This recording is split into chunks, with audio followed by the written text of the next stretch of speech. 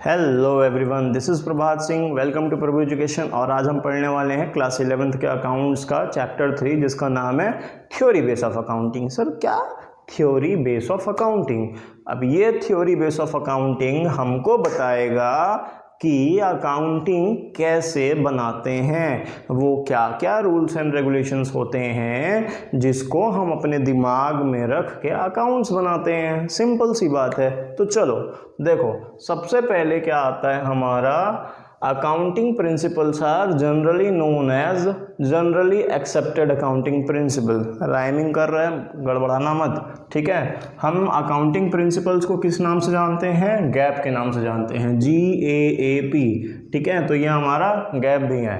कई बार एमसीक्यूज में पूछ लेता है फुल फॉर्म ऑफ GAAP, तो वो लोग कुछ और चार्ट अपने से एमसीक्यूज के ऑप्शंस बना के देते हैं, हमको पता नहीं होता है। अब आगे देखो, ये क्या है ना, ये कुछ जनरल पैरामीटर्स हैं, कुछ बेसिक्स हैं। भाई तुमको इस हिसाब से अकाउंट्स बनाना है, ठीक है। तुमको रास्ते में चलना है तो लेफ्ट साइड में चलना है, राइट साइड में हम भले ज़बरदस्ती घुस जाते हैं, हमारा ही तो रोड है, ठीक है। लेकिन ऐसा करना नहीं है, हमको क्या है, कुछ बेसिक्स हैं। अच्छा, फाइनेंशियल अकाउंट्स पिछले वीडियोज में भी बताया हुआ है, चैप्टर 1 और 2 के थ्योरी वीडियोज डाल दिए गए हैं। तुम लोग बोलोगे कि सर थ्योरी क्यों पढ़ा रहे हो इतना सारा? देखो, थ्योरी पढ़ना is a very important thing. मैं पिछले वीडियोज में भी बताया हूँ कि थ्योरी के बेस पे तुम्हारे प्रैक्टिकल सॉल्व होंगे। अकाउंटिंग में प्रैक्टिकल तो है, मतलब वो तो कहीं जा ही नहीं रहा है, वो तो भाई अपना ऐसा ही सीना तान के खड़ा है कि हाँ भैया प्रैक्टिकल यानी हम, अकाउंट्स यानी हम। लेकिन उसके पहले हमको थोड़ा सा थ्योरी समझना पड़ेगा, ठीक है। तो देखो, फाइनेंशियल स्टेटमेंट में क्या क्या चीज़ें आती हैं, कल बताया था, trading account, profit and loss account और बैलेंस शीट, पिछले वीडियो में बताया हुआ है ये सारी चीज़ें, ठीक है। अब देखो, अब एक अंकल है हमारे, उनका नाम है ICAI अंकल। कौन से अंकल? ICAI uncle. सर ये ICAI अंकल क्या है? देखो, ICAI अंकल का फुल फॉर्म है institute of chartered accountant of India. क्या है? Institute of chartered accountant of India, ठीक है।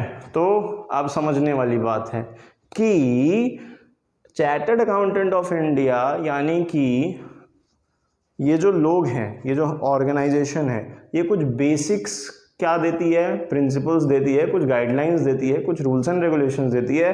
भैया तुम स्कूल में पढ़ते हो, तुमको ड्रेस पहन के आना पड़ेगा, तुमको टाई पहननी पड़ेगी, तुमको सॉक्स पहनने पड़ेंगे, शूज़ पहनने पड़ेंगे। तुम स्कूल में आते हो, तुमको 9 बजे से लेकर 1 बजे, 2 बजे, 3 बजे तक जो भी स्कूल का टाइमिंग है वो फॉलो करना पड़ेगा, ठीक है। ऐसा तो नहीं है कि मूवी हॉल है, थोड़ी देर बैठे, नहीं पसंद आया, उठ के निकल गए, ठीक। तो ये क्या है? ये स्टैंडर्ड है भैया। अकाउंट्स बनाना है, किसी कंपनी की पूरी ऐसी की तैसी हो सकती है, अगर गलत अकाउंट्स हो गया तो नाम खराब हो सकता है उसका, डूब सकती है कंपनी, ठीक है। तो इस चीज़ के बारे में थोड़ा सा ध्यान देना। तो ICAI एक ऐसा ऑर्गेनाइजेशन है जो कि अकाउंटिंग स्टैंडर्ड बनाता है, जो कि रूल्स एंड रेगुलेशंस बनाता है, जिसको कि सारे के सारे जो CA होते हैं वो फॉलो करते हैं, या सारी कंपनीज फॉलो करती है, ठीक है। अगला है मीनिंग ऑफ प्रिंसिपल। भैया प्रिंसिपल का मीनिंग, अब प्रिंसिपल मतलब स्कूल का प्रिंसिपल नहीं।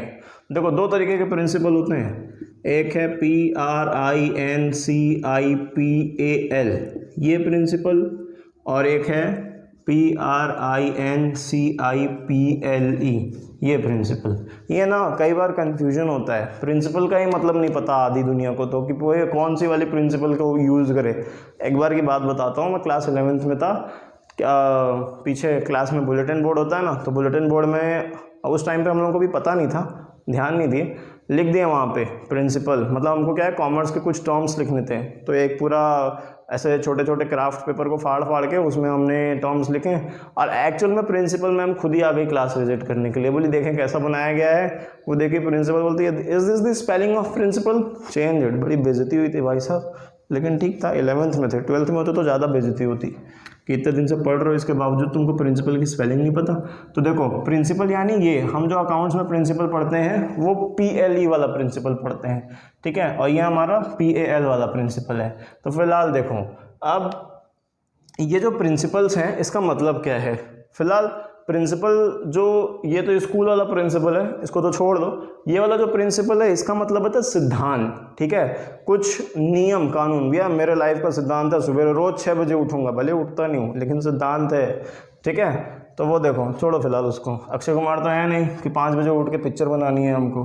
देखो अच्छा, मीनिंग ऑफ प्रिंसिपल क्या है? Principle of accounting are general law और रूल अडॉप्टेड और proposed as a guide to action. Simple सी बात है भाई साहब, ये क्या बोल रहा है? प्रिंसिपल जो है अकाउंटिंग का वो क्या है? एक जनरल लॉ है। General law, rules and regulation भी है, हाँ ठीक है। रेड सिग्नल पे गाड़ी चलानी है और ग्रीन सिग्नल पे गाड़ी रोकनी है? नहीं, ग्रीन सिग्नल पे भी चलानी है, हम सब पे चलाएंगे, हाँ अपना ही तो है सब, ठीक। तो देखो ये जनरल लॉ है, कुछ रूल्स एंड रेगुलेशंस है जिसको कि गवर्नमेंट ने प्रपोज किया है। गवर्नमेंट ने प्रपोज किया है, तुमने नहीं किया किसी को प्रपोज। देखो तो गवर्नमेंट ने इसको प्रपोज किया है कुछ गाइड। ये क्या है? गाइड है। होता है ना, तुम कहीं टूर पे जाओ, उनको मिलेगा एक गाइड, हाँ सर ये ऐसा वो वैसा, वैसा वाला गाइड। तो ये क्या है? ये भी कुछ गाइड बताते हैं कुछ काम करने के लिए, एक्शन लेने के लिए, यानी अकाउंट्स बनाने के लिए, ठीक है। उसको सेटल किया जा सके किस तरीके से? कंडक्ट या प्रैक्टिस करवा के, मतलब एक्चुअल में प्रैक्टिकली उसको काम करवाया जा सके ताकि हम अपने कंपनी का अकाउंट्स बना सकें। समझ आया? चलो, तो ये हुआ पूरा। स्क्रीनशॉट लेना है तो स्क्रीनशॉट ले लो इसका, क्योंकि फिर अभी मिटा देंगे, आगे फीचर्स पढ़ना है हमको। तो भाई साहब अब हम देखेंगे फीचर्स ऑफ अकाउंटिंग प्रिंसिपल। तो पहले देख लो भैया तुम्हारे फीचर्स क्या क्या हैं, ठीक। Features of accounting principle. अच्छा, अब फीचर्स ऑफ अकाउंटिंग प्रिंसिपल में ना मेन हमारे 3 फीचर्स ही हैं। ये 3 फीचर्स ही जो है ये इम्पॉर्टेंट है, तो समझो। सबसे पहला फीचर क्या है? अकाउंटिंग प्रिंसिपल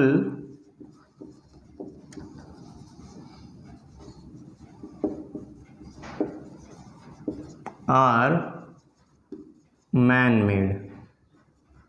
मैन मेड, ठीक।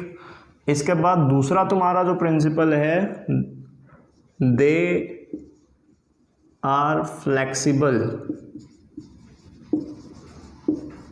ठीक। तो ये क्या है? फ्लेक्सिबल है। और तीसरा है हमारा accounting principle are generally accepted. अच्छा, तो अब ये हमारे 3 प्रिंसिपल्स है, तो इसका मतलब क्या है? तो देखो क्या मतलब है। सबसे पहला, accounting principles are man made. तुमको ऑलरेडी बताया गया है कि अकाउंटिंग क्या है? एक सिस्टमैटिक बॉडी है, ठीक है। अकाउंटिंग क्या है? एक सिस्टमैटिक बॉडी है। अब क्योंकि एक सिस्टमैटिक बॉडी है, एक सिस्टमैटिक बॉडी ऑफ नॉलेज है, तो जाहिर सी बात है। अच्छा, एक चीज़ और पता है क्या? वैसे ऑलरेडी बताया ही जा चुका है कि अकाउंटिंग एक साइंस है, ये तो ऑलरेडी बता चुके हैं। साइंस कैसे है अकाउंटिंग? क्योंकि साइंस में क्या होता है? साइंस एक सिस्टमैटिक बॉडी ऑफ नॉलेज होती है। साइंस के रूल्स एंड रेगुलेशंस, उसके जो लॉज होते हैं वो फिक्स होते हैं। भैया इंडिया में हो, कहीं भी तुम अपने घर में हो, बॉल ऊपर फेंको तो नीचे ही आएगा ना। अब यूएस में रहोगे तो भी बॉल ऊपर फेंकोगे तो नीचे ही आ जाए। मतलब ये है कि साइंस के जो रूल्स एंड रेगुलेशंस है वो यूनिवर्सली एप्लीकेबल है। तो एक्सपेरिमेंट करने के बाद पता चला। ऐसे ही अकाउंटिंग भी कई बार एक्सपेरिमेंट करते करते फिर हमारे जो समझदार व्यक्ति थे जिन्होंने अकाउंट्स को बनाया गया, उनके बारे में समझते गए, एनालिसिस करते गए, तो एक अच्छा अकाउंटिंग सिस्टम उन्होंने डेवलप किया। तो इसीलिए बोला जा रहा है कि ये क्या है? ये मैन मेड है। देखो प्रिंसिपल तो है लेकिन मैन मेड प्रिंसिपल है। मतलब ये है कि अगला वाला वही बोल दे रहा, मतलब ये है कि दे आर फ्लेक्सिबल। फ्लेक्सिबल मतलब हमने रूल्स एंड रेगुलेशंस बना तो दिए लेकिन वो फ्लेक्सिबल है। फ्लेक्सिबल इसलिए है क्योंकि टाइम के हिसाब से वो क्या होगा? बदलता रहेगा, ठीक है। जैसे मान के चलो अब तुम 1990 के पहले के अकाउंटिंग देखो और तुम 1900 के बाद अकाउंटिंग देखो। एलपीजी आ गई थी। एलपीजी तुम ऐसे 10th के इकोनॉमिक्स में पढ़े हो थोड़ा सा। एलपीजी, लिबरलाइजेशन, प्राइवेटाइजेशन, ग्लोबलाइजेशन, मतलब हमारा बिजनेस जो है वो बड़े लेवल पे अब काम करना स्टार्ट कर दिया था। तो उस टाइम के हिसाब से जो अकाउंटिंग है वो बदली जा चुकी है, ठीक है। अभी जैसे 2013 का हम कंपनीज एक्ट फॉलो कर रहे हैं, यानी जो कंपनी के हमारे अकाउंट्स होते हैं ना वो 2013 के पहले कौन सा था? 1956 था। ये सब चीज़ें फिलहाल हम जब और ज़्यादा आगे जाएंगे तो पढ़ेंगे, ठीक है। तो ये क्या फ्लेक्सिबल है, मतलब बदले जा सकते हैं। भाई कुछ रूल्स एंड रेगुलेशंस हैं ठीक है। लेकिन वो रूल्स एंड रेगुलेशंस को बाय द टाइम पासेस जब ज़रूरत होगी तो बदले जा सकते हैं या कुछ उसमें चेंजेस किए जा सकते हैं कि नहीं भैया अगर हमको सीधा जाना है तो सीधा नहीं जाएंगे, थोड़ा सा ऐसा रोटेट होके जा सकते हैं, कहीं से साइड लेके जा सकते हैं, ठीक है। Accounting principles are generally accepted. तो अब accounting principles are generally accepted है तो इसका मतलब ये है कि ये हर जगह लागू है। भैया तुम्हारी एक छोटी सी किराना की दुकान हो, वहाँ पे भी अकाउंट्स बनाना इंपॉर्टेंट होता है। तुम्हारा कोई बड़ा सा कोई शोरूम हो, वहाँ पे भी बनाना ज़रूरी होता है।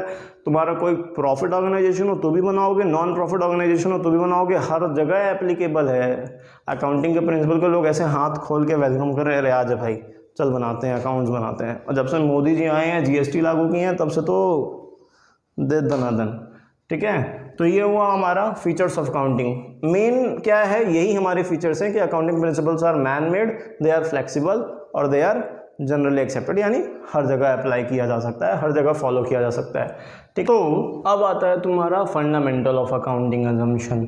देखो जी, अजम्पशन, ये जो अजम्पशन है ना अकाउंटिंग में, ये भर भर के मिला हुआ है। अजम्पशन पे ही पूरी की पूरी अकाउंटिंग तुम्हारी चलती है, ठीक है। अगर तुमसे कोई पूछे सर अकाउंटिंग किस चीज़ पे बेस्ड है, तो सर अकाउंटिंग अजम्पशंस पे बेस्ड है। तो अब अजम्पशंस में देखो, सबसे पहला अजम्पशन है, मेन हमारे ये 3 अजम्पशंस है, बुक में और एक आध दिया हुआ है बट वो उतना इंपॉर्टेंट नहीं है।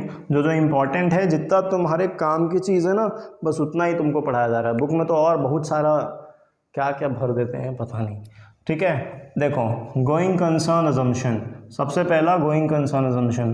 तुम ये सोचो कि तुम अगर कोई बिजनेस स्टार्ट कर रहे हो तो क्या उसको तुम 3 महीने के लिए स्टार्ट करोगे, साल भर के लिए स्टार्ट करोगे, 2 साल के लिए चलाओगे? कोई भी जब कोई बिजनेस स्टार्ट करता है तो वो ये सोच के करता है कि वो अनलिमिटेड टाइम तक, मतलब बिजनेस चलता ही रहेगा, ठीक है। क्या लिखा हुआ है कि business should continue for the foreseeable period, यानी पता नहीं कितने सालों तक, मतलब चलता ही रहेगा। कोई भी ये इंटेंशन से बिजनेस स्टार्ट नहीं करता कि वो बिजनेस जो है आने वाले 6 महीने में या साल भर में या 2 साल में बंद कर देगा उस बिजनेस को, ठीक है। बिजनेस स्टार्ट ही इसलिए करते हैं ताकि भैया नौकरी से छुटकारा मिले और हम कमाते रहें। हाँ, बिजनेस चलने के ऊपर भी डिपेंड करता है, तो वो हुआ, ठीक है। अगला है हमारा कंसिस्टेंसी अजम्पशन। अच्छा, ये समझ में आया going concern assumption. Going concern assumption बस यही बोलता है कि भाई बिजनेस जो है वो अनलिमिटेड टाइम के लिए हम स्टार्ट करते हैं, हमारा कोई इंटेंशन नहीं होता कि हम जो है बिजनेस को बंद करेंगे। अगला है हमारा सेकेंड वाला कंसिस्टेंसी अजम्पशन। कंसिस्टेंसी मैं रोज़ सुबह 6 बजे जॉगिंग जाऊँगा, 2 दिन गया, तीसरे दिन छूट गया फिर, ठीक है। ऐसा होना नहीं चाहिए, कंसिस्टेंट रहना ज़रूरी है, ठीक।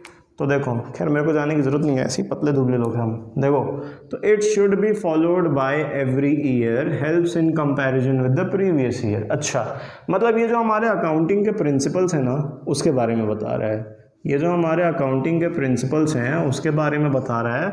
उस प्रिंसिपल्स के बारे में ये बोल रहा है कि ये जो भी हमारे रूल्स एंड रेगुलेशंस हैं, यानी जो अकाउंट्स है बिज़नेस को वो हर साल मेंटेन करना चाहिए, ये ज़रूरी होता है।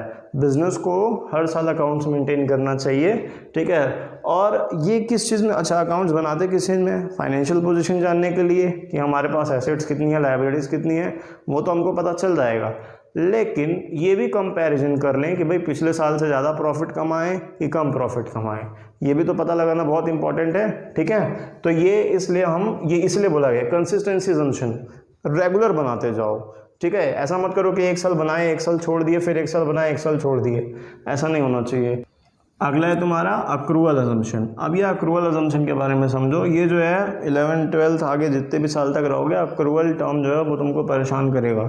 Accrual, ACCRUAL, accrual assumption. देखो, सीधी सी बात है, क्या बोल रहा है कि तुमने आज कोई सामान बेचा, तुमने आज कोई सामान सेल किया, उसकी एंट्री तुम आज ही पास कर दो। तुमको पैसा मिले या मत मिले, पैसा मिल गया तो ठीक है, तब तो अच्छी बात है। लेकिन इन केस अगर पैसा नहीं मिल रहा है तो भी उसकी एंट्री आज ही पास कर दो। तब मत पास करना जब तुमको पैसा मिलेगा। तुमको पैसा कब मिलेगा कोई भरोसा है? 6 महीने में मिले, साल भर में मिले, हो सकता है अगले साल मिले, हो सकता है मिले ही ना। लेकिन तुम्हारा सामान तो गया है, अब जब सामान गया है तो तुमको क्या करना पड़ेगा, एंट्री पास करनी पड़ेगी। मतलब बोल रहा है देखो अक्रूवल अजम्पशन कि ट्रांजैक्शन उसी वक्त रिकॉर्ड कर दो बुक्स में at the time when it is entered into, मतलब जब हमने ट्रांजैक्शन किया तभी, ठीक है, ना कि not when the amount is realised, ना कि अमाउंट जो है वो रियलाइज किया जाएगा तब उसको रिकॉर्ड करेंगे, तब तो रिकॉर्ड करेंगे वो बात की बात है, ठीक है। बट फिलहाल अभी जब ट्रांजैक्शन हुआ तुरंत फटाफट एंट्री पास करनी ज़रूरी है भाई, भले उधारी में सामान बेचा, ठीक है। तो ये होता है हमारा अक्रूवल अजम्पशन। तो 3 चीज़ें क्लियर हुई, गोइंग कंसर्न अजम्पशन, बिजनेस चलता रहना चाहिए, कंसिस्टेंसी अजम्पशन, बिजनेस हर साल अकाउंट्स मेंटेन करता रहना चाहिए, अक्रूवल अजम्पशन, ट्रांजैक्शन को तभी रिकॉर्ड कर दो जब वो हुआ है, ना कि तब जब उसका पैसा तुमको रिसीव हो, ठीक। तो आप पढ़ने वाले हैं प्रिंसिपल्स ऑफ अकाउंटिंग। सर ये प्रिंसिपल्स ऑफ अकाउंटिंग की कहानी क्या है? प्रिंसिपल्स ऑफ अकाउंटिंग में एक्चुअल में ना यहाँ पे देखो क्योंकि बोर्ड छोटा है तो सारे आए नहीं, मेन बुक में तुम्हारे कुछ 10-12 टॉपिक दिए हुए हैं, उतना 10-12 ज़रूरी नहीं है, मेन जो है वो हमारे 7 हैं। मैंने उसमें से 7 प्रिंसिपल्स निकाला है जो कि इम्पॉर्टेंट है, जो कि एक्चुअल में तुमको समझने में आना चाहिए, तुमको समझने में पूरी चीज़ें क्लियर होनी चाहिए, ठीक है। थोड़ी राइटिंग ऊपर नीचे होगी, थोड़े अलाइनमेंट ऊपर नीचे होंगे, लेकिन हम पढ़ लेंगे, ठीक है। मतलब मैं तो पढ़ ही लूँगा, तुम लोग भी पढ़ ही लोगे, तो ऐसा लग रहा है इतनी ख़राब राइटिंग तो नहीं है क्या? कमेंट में बताओ यार, फिर देखते हैं, हो सकता है फिर डिजिटल फॉर्म में पढ़ाएंगे, ठीक है। फिलहाल देखो पहले अकाउंटिंग एंटिटी, पहला प्रिंसिपल अकाउंटिंग एंटिटी और बिजनेस एंटिटी प्रिंसिपल। अभी हमने क्या देखा, अजम्पशन देखा, वो अजम्पशंस थे, मतलब अनुमान था हमारा कि इस तरीके से बिजनेस जो है चलता है, ठीक है। अब ये प्रिंसिपल्स हैं, मतलब ये फॉलो करना ही है, ऑल्दो फ्लेक्सिबल है बट फॉलो करना ही है, ठीक है। तो देखो क्या बता रहा है सबसे पहला principle, business is a separate legal entity. Business क्या है? सेपरेट लीगल एंटिटी है। सर ये लीगल एंटिटी ये सब क्या है? देखो एंटिटी का मतलब होता है ENTITY, एंटिटी का मतलब होता है एक इंडिविजुअल बॉडी, जैसे मैं क्या हूँ, एक इंडिविजुअल बॉडी हूँ, ठीक है। ऐसा तो नहीं है कि मेरे को कोई और चला रहा है, भाई मेरा शरीर मेरे को चला ही रहा है, ठीक है। तो मैं अपने से सारे काम कर सकता हूँ, मैं लिख सकता हूँ, पढ़ सकता हूँ, खाना पीना खा सकता हूँ, घूमने फिरने जा सकता हूँ, कपड़े पहन सकता हूँ, नहा धो सकता हूँ, सारी चीज़ें कर सकता हूँ। तो मतलब business is a separate legal entity. Businessman से 2 लोग हैं, एक बिजनेस है एक बिजनेसमैन है, दोनों अलग अलग है, दोनों का मकसद एक ही है, इसको चलाने के लिए दोनों की ज़रूरत है, पैसा तो दोनों को कमाना है। लेकिन जब हम अकाउंट्स बनाते हैं, सबसे मेन चीज़ है, जब हम अकाउंट्स बनाते हैं तो बिजनेस के पॉइंट ऑफ व्यू के हिसाब से अकाउंट्स बनाते हैं, ना कि बिजनेसमैन के पॉइंट ऑफ व्यू के हिसाब से हम बिजनेस अकाउंट्स बनाते हैं। तो इसीलिए बोला गया है कि बिजनेस जो है वो सेपरेट लीगल एंटिटी है। BST में भी पढ़ोगे इस चीज़ को। और जो भी ट्रांजैक्शंस हैं, क्या लिखा है, transactions are recorded in the books of business, ठीक है। तो बिजनेस के बुक्स में हम जो भी हैं सारे ट्रांजैक्शंस रिकॉर्ड करते हैं, ठीक है। ऐसा नहीं है मेरा पर्सनल अकाउंट नहीं बनेगा, बिजनेस का अकाउंट बनेगा। बिजनेस में जितना पैसा आया, जितना पैसा गया, जो सेल हुई, जो इनकम हुई, जो प्रॉफिट हुआ, जो लॉस हुआ, सारी की सारी चीज़ें बिजनेस में शो किया जाएगा, ठीक है। तो ये हुआ हमारा फर्स्ट प्रिंसिपल खत्म। अगला है second principle, money measurement principle. हम उसी चीज़ को रिकॉर्ड कर सकते हैं जिसको हम मनी के टर्म्स में काउंट कर सकते हैं। तुम सोचो, तुम किसी दोस्त से बुक बोरो करके ले आए, तो क्या वो ट्रांजैक्शन हुआ? क्या नहीं हुआ। भाई तुमने बुक बोरो किया है, उसको दे दोगे, नहीं भी दोगे तो भी तो दोस्त ही है ना, ठीक है। लेकिन मुद्दा ये है कि तुम किसी शॉप में जाके जब बुक बोरो करके लेके आओगे तो वहाँ पे एक ट्रांजैक्शन होगा। भैया 345 रुपये की बुक खरीदे हैं, हमने जेब से पैसा दिया है उसको 345 रुपये, तो वो क्या होगा, उसको हम रिकॉर्ड कर सकते हैं। तो ऐसे ट्रांजैक्शंस जिसको कि मनी के टर्म्स में तौला जा सकता है, नापा जा सकता है, मतलब मनी के टर्म्स में काउंट किया जा सकता है, वो होता है मनी मेजरमेंट प्रिंसिपल। और हम उसी को क्या करेंगे, अकाउंट्स की बुक में रिकॉर्ड कर देंगे। समझ में आया बात? ठीक है। अगला है accounting principle, accounting period principle है, ठीक है। अब पीरियड प्रिंसिपल, भाई एक बात बताओ, अभी अभी अजम्पशन पढ़े हैं कि गोइंग कंसर्न अजम्पशन, बिजनेस जीवन भर चलता रहेगा, लेकिन तुमको तो अकाउंट्स बनाना पड़ेगा।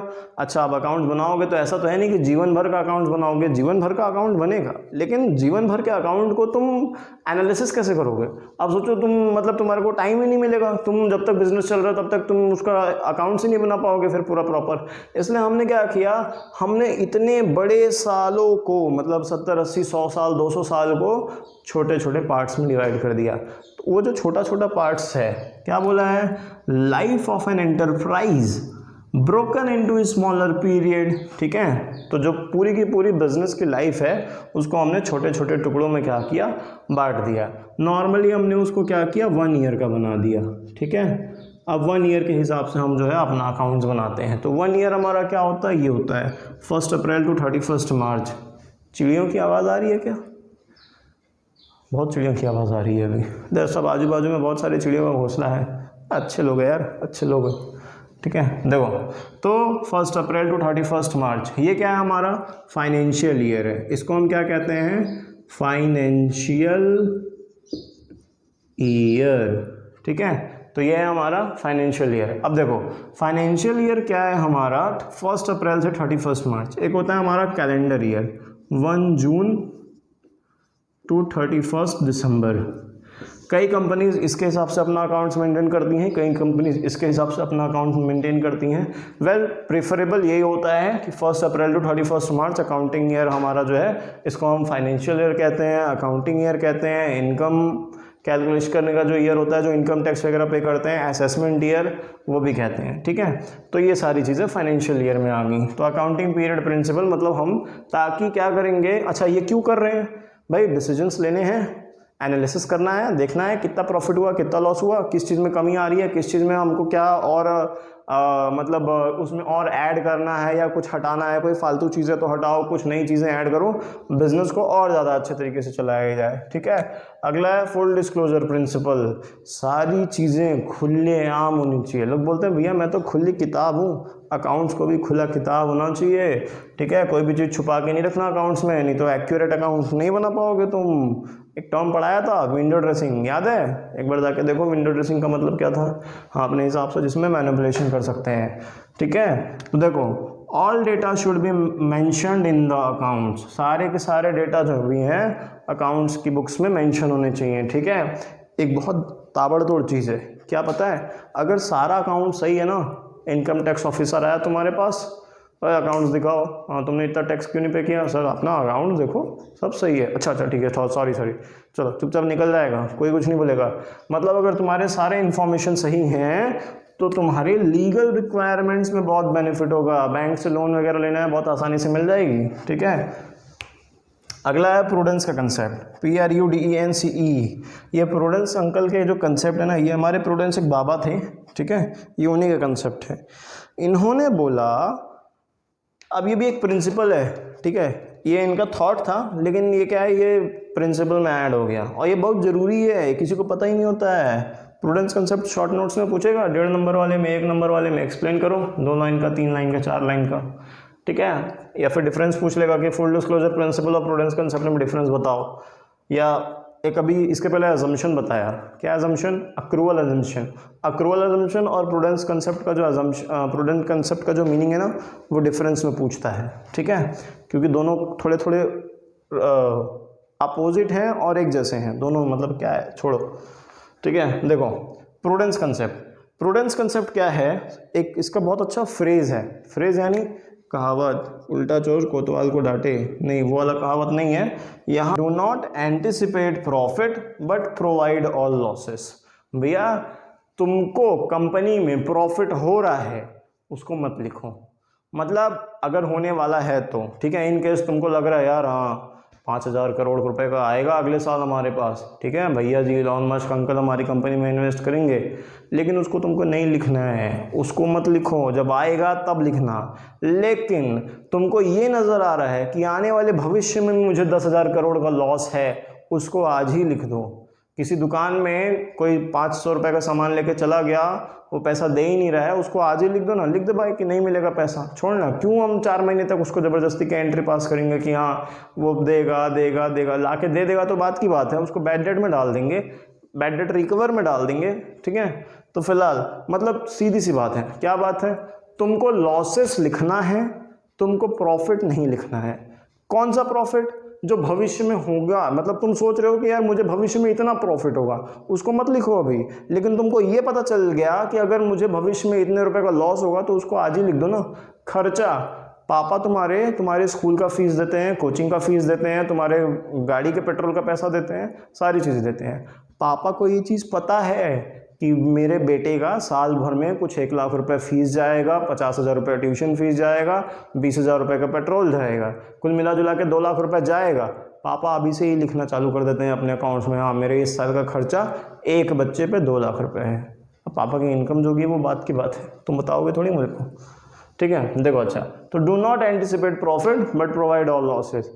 भैया तुम प्रॉफिट जो होने वाला है उसके बारे में मत लिखो, लेकिन जो लॉसेस होने वाले हैं उसके बारे में आज ही लिख डालो, ठीक है। इसका स्क्रीनशॉट भी ले लो क्योंकि अभी 2 प्रिंसिपल और बाकी हैं यहाँ पे। हाँ जी गाँव वालों, अब अगला है हमारा कॉस्ट कॉन्सेप्ट, मैचिंग प्रिंसिपल और अकाउंटिंग स्टैंडर्ड्स, ठीक है। तो ये हमारा जो है ख़त्म हो जाएगा चैप्टर इसके बाद, ठीक है। देखो अच्छा, 5 प्रिंसिपल ऑलरेडी देख लिए, 6वां प्रिंसिपल देखो, कॉस्ट कॉन्सेप्ट, ठीक है। कॉस्ट कॉन्सेप्ट का मतलब क्या है कि पहली बात तो देखो बोल क्या रहा है, ब्लैक पेन का है, ये है, देखो assets are recorded in the books at the price which is paid to acquire it. भैया जी तुम 1 अप्रैल को एक मशीन खरीदे जिसकी प्राइस थी 1 लाख रुपए 2020 में, फिर तुम 2021 में भी उसकी वैल्यू 1 लाख रुपए ही दिखा रहे हो, 2022 में भी उसकी वैल्यू 1 लाख रुपए ही दिखा रहे हो, 2023 में भी उसकी वैल्यू 1 लाख रुपए ही दिखा रहे हो। कुछ गड़बड़ लग रहा है भाई, हर साल उस मशीन की वैल्यू 1 लाख रुपए कैसे हुई? मैं आज 1 लाख रुपए की गाड़ी खरीदा, अगले साल उस गाड़ी की वैल्यू कम हो जाएगी ना। ये मशीन है, इस्तेमाल कर रहे होंगे, नहीं भी इस्तेमाल कर रहे होंगे तो भी इसकी वैल्यू कम हो जाएगी। उस वैल्यू कम करने को कहते हैं डेप्रिसिएशन। क्या कहते हैं? डेप्रिसिएशन। तो ये जो डेप्रिसिएशन है ये एक्चुअल में तुम्हारा पूरा एक चैप्टर है, अभी आगे 9th 10th चैप्टर है 11th अकाउंट्स में। फिलहाल तो तुम्हारा कॉस्ट कॉन्सेप्ट बोल रहा है कि एसेट्स को तुम इस तरीके से रिकॉर्ड करो हर साल, मतलब ये तुम्हारा प्रिंसिपल है, ठीक है। तो ऑल्दो तुमको कहीं गलत लग रहा है लेकिन गलत नहीं है ये। देखो कैसे भाई, ये तुम्हारा क्या है? इन्वेस्टमेंट है। मशीन की वैल्यू जैसे जैसे कम होती जाएगी ना, मतलब ये जो डेप्रिसिएशन अमाउंट होगा, जैसे मान के चलो 1 साल बाद इस मशीन की वैल्यू एक्यूरेट 90,000 हुई, अगले साल फिर 80,000 हो गई, फिर 70,000 हो गई। हर साल मशीन की वैल्यू क्या हुई? कम होते चली गई। तो ये चीज़ मुझे पता है, ठीक है, ये चीज़ मुझे पता है, लेकिन मुझे कंपनी में 1 लाख रुपए ही दिखाना है। तो ये जो तुम्हारा कॉस्ट कॉन्सेप्ट है ये बोल रहा है कि तुम अपने अकाउंट्स में 1 लाख रुपए दिखाओ, तुम जो वैल्यू कम कर रहे हो भाई, 1 लाख से 90,000 गए, फिर 80,000 आए, फिर 70,000 आए, ये जो वैल्यू कम कर रहे हो इसको तुम इस डेप्रिसिएशन में, मतलब एक नया एंट्री पास करके वहाँ दिखाओ। तो यही बोला ये प्रिंसिपल हमारा कि हम टोटल अमाउंट दिखाएंगे, यानी जो ये कॉस्ट है ये दिखाएंगे, और अगली लाइन में लिखा भी हुआ है by the time we provide depreciation. जैसे जैसे समय बीतता चले जाता है हम उस पर क्या लगाते जाएंगे? डेप्रिसिएशन लगाते जाएंगे। इसका नतीजा क्या निकलेगा? इसका नतीजा ये निकलेगा कि एक टाइम ऐसा आएगा कि इसकी वैल्यू हो जाएगी 10, जैसे 70,000 हुई तो एक बार इसकी वैल्यू हो जाएगी 10,000, ठीक है, फिर इसकी वैल्यू हो जाएगी 0। तो एक टाइम के बाद उस मशीन को कबाड़ी में बेच दिया जाएगा। जब कबाड़ी में बेचेंगे ना तो फिर इस पूरे अमाउंट को एक साथ हटा देंगे, ठीक है। तो ऐसे होगा। फिलहाल अभी उतना ज़्यादा डीप में नहीं जाते, जब वो पढ़ेंगे मशीन अकाउंट वगैरह ना डेप्रिसिएशन में तो फिर उसको समझेंगे उसका ट्रीटमेंट कैसे होता है। फिलहाल अभी कॉस्ट कॉन्सेप्ट इतना ही था, ज़्यादा कुछ इसमें है नहीं बताने के लिए। मैचिंग प्रिंसिपल देखो, सीधी सी बात है, तुम 1 लाख रुपए साल भर में बिजनेस किए, तुमने 50,000 रुपये खर्चा किया, तो प्रॉफिट कितने का कमाया? 50,000 रुपये का तुम्हारा प्रॉफिट हुआ। ये पता कैसे चला? ये पता ऐसे चला कि तुम्हारा इनकम और तुम्हारा एक्सपेंस यानी खर्चा तुमने दोनों को बैलेंस किया, जब दोनों को बैलेंस किए तो पता चला यार हमारा 50,000 का क्या है, प्रॉफिट है। ठीक है, तो ये मैचिंग प्रिंसिपल बोल रहा है। मैचिंग प्रिंसिपल बोलता है कि ये इंपॉर्टेंट चीज़ है बिजनेस का कि वो प्रॉफिट निकाले पीरियोडिकली। अभी बता दिया मैंने, फाइनेंशियल ईयर के हिसाब से। ठीक है, तो फाइनेंशियल ईयर के हिसाब से ये हमारा निकले। ये ज़रूरी है मैच करना रेवेन्यू मतलब इनकम, बेसिक टर्म्स में पढ़ाया है। ठीक है, रेवेन्यू मतलब इनकम और एक्सपेंस यानी खर्चा। ठीक है, तो दोनों को मैच करके क्या पता लगाने के लिए, प्रॉफिट या लॉस। ऐसा लॉस भी हो सकता है, ज़रूरी थोड़ी है प्रॉफिट हो। भाई तुमने 50,000 रुपये कमाया, तुम्हारा 80,000 का खर्चा हुआ, तो तुम्हारा लॉस भी तो निकलेगा 30,000 रुपये का। इसको ब्रैकेट में शो करेंगे क्योंकि नेगेटिव नंबर है। ठीक है, मैथ्स का पढ़े ना, negative number are shown in bracket. अब देखो आगे, ये तुम्हारा 6th और 7th प्रिंसिपल ख़त्म हो गया, तो मतलब तुम्हारे सारे प्रिंसिपल्स ख़त्म हो गए। अगर ये प्रिंसिपल्स अच्छे से समझ में आ गए तो मतलब तुम्हारा पूरा अकाउंटिंग का जो बेसिक्स थियोरेटिकल कंसेप्ट है वो क्लियर हो जाएगा। अभी तुमको एक और थ्योरी पढ़नी है, अकाउंटिंग इक्वेशन तो प्रैक्टिकल है, उसमें बस तुमको अब 3 चीज़ और पढ़नी है। तुमको पढ़ना है गोल्डन रूल। ये गोल्डन रूल जो है ना, ये ब्रह्मास्त्र है, ब्रह्मास्त्र। ये क्या है, ब्रह्मास्त्र है गोल्डन रूल। जब इसको पढ़ेंगे तो समझेंगे। अच्छा, नाम बता दो, क्या नाम बताऊं कि नहीं बताऊं? चलो बता देता हूँ। पहला है पर्सनल रूल है ये, दूसरा है नॉमिनल और तीसरा है रियल। इसको समझ गए भाई साहब, तो ये अकाउंट्स का ब्रह्मास्त्र है। ठीक है, अब आगे देखो, फिर अकाउंटिंग स्टैंडर्ड देखो अब क्या होता है, STANDARDS, अकाउंटिंग स्टैंडर्ड्स। अभी हमने बताया कि कुछ प्रिंसिपल्स हैं यहाँ के, तो कुछ इसके स्टैंडर्ड यानी कुछ गाइडलाइंस हैं, कुछ ऑर्गेनाइजेशंस हैं जो कि बनाती हैं। सबसे पहले ऑर्गेनाइजेशन है तुम्हारी ये IASC, international accounting standard and committee. ठीक है, तो ये अच्छा, इनका काम क्या है, काम बताता हूँ। फिलहाल देखो, इसको बाद में ना इसका नाम चेंज करके इन्होंने ये रख दिया IFRB। कब चेंज किया, 1973 में। वैसे ये सब कभी क्वेश्चन आता नहीं है, इसलिए एकदम शॉर्ट में निपटा रहा है इसको। ठीक है, IFRB का फुल फॉर्म है इंटरनेशनल फाइनेंशियल रिपोर्टिंग बोर्ड।